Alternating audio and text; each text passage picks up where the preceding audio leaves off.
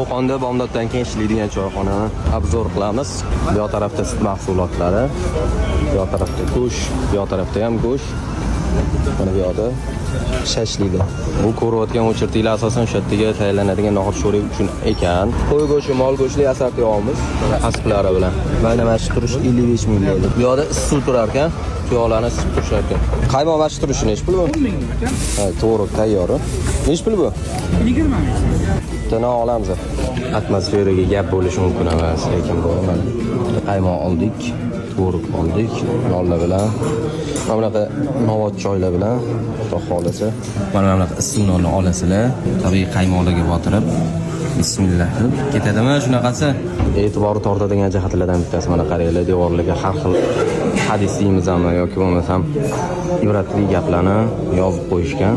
Bu joy barakaliligini sabablaridan ham bittasi aynan shu bo'lishi mumkin, chunki tarbiyaga chaqiradigan gaplar yozilgan asosan. Mashhur no'g'ot sho'rligi mana mana shu.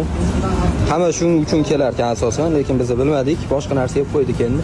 Bu nech pul aka bu? Qorsiga 20 ming so'm go'shtligi, po'stinbaligi 15 ming so'm. 15 ming so'mga qorin to'g'izib ketsa bo'ladi. Mana 30 yildan beri qilinadigan no'g'ot sho'ri ekan. Xudo xolasa bir yana yo'limiz tushganda kelamiz. Bu joyi necha yildan beri ishlayotganini ko'pchilik bilmas ekan. 50 yildan oshiq aniq deyishyapti, lekin aniq qanchadan beri ishlayotganini ko'pchilik bilmas ekan. Bilganlar bo'lsa yozib ketinglar. Toshkentdan kelgan mehmoninglar bo'lsa, qop kelishni bilmayotgan bo'lsanglar, mana shu qopga urasizlar. Qo'qonni guzari. Bomdoddan keyin ishlaydi soat 10 gacha.